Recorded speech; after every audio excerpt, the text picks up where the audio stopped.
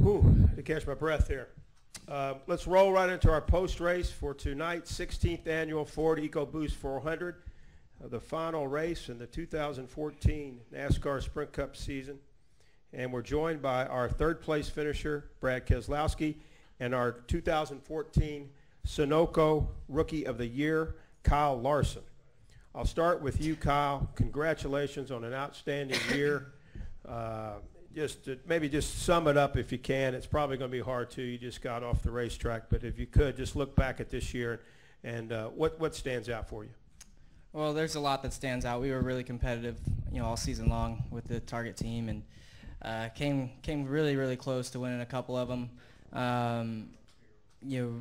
Starting off the year, finishing second, really early in the season at Fontana was great, and there was a lot of room on the Kyle Larson bandwagon to start the season. I think a lot of people chose Austin Dillon to win it, and I was pretty confident in myself and in my team that we could do it. I know that there would be some ups and downs, but I felt like we would be the top contender once we got halfway through the season, and we definitely were, and really proud of that, proud of the effort everybody's put in on these race cars. We've gotten better throughout the season, and just is a huge honor to win this title with all the other names that have won it. Okay, Brad Keselowski, former NASCAR Sprint Cup Series champion, finished third today. Brad, you had a heck of a season. Maybe just talk about your race here today, and then also your season as you look back. Yeah, it was a heck of a season, not just for me, but for all of Team Penske.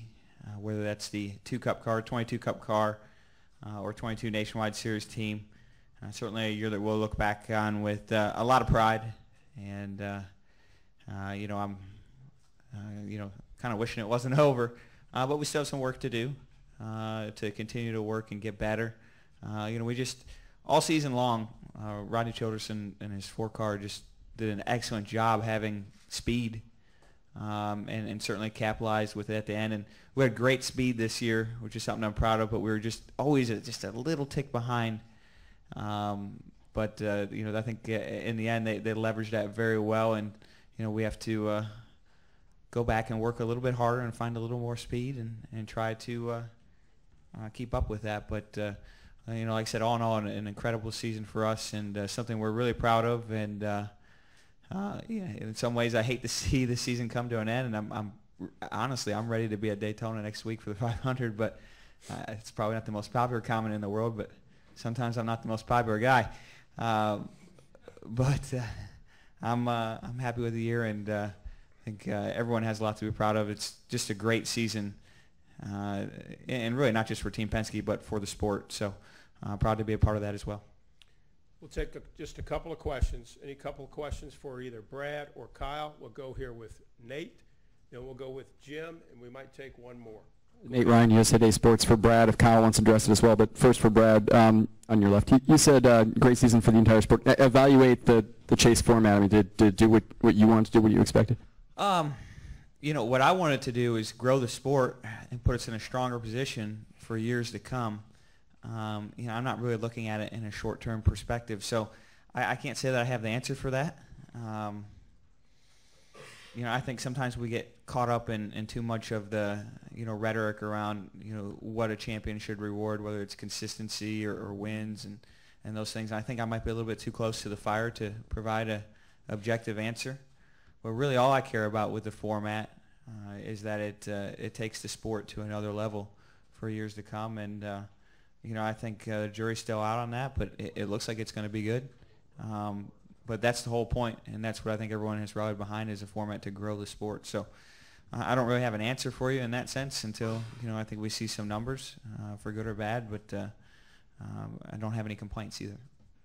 We'll go to Jim, and then we'll finish right over here. Get Jim a mic, please. Go ahead. Jim Utter, Charlotte Observer for Brad.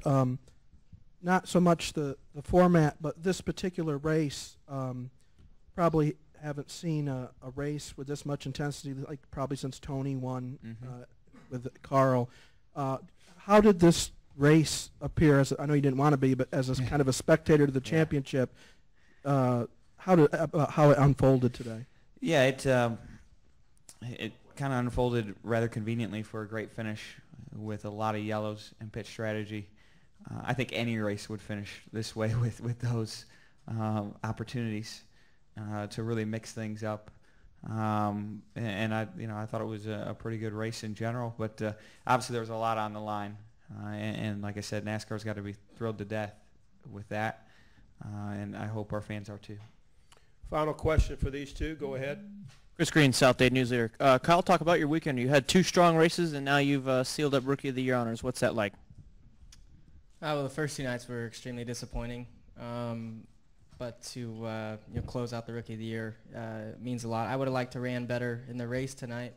I thought we had a lot of speed the first third of the race, but as the sun went down, kind of everybody else got faster, and we weren't able to run the very top as much. But overall, a good weekend.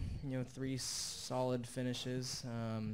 Like Brad said, I wish the season wasn't over, but at least I get to do some more racing in the off season. Kyle and Brad, congratulations on an outstanding 2014 season. Thank you for putting on tremendous shows each and every week for our fans, and we'll see you soon. Thank you, guys. Appreciate it. Congrats, Rookie.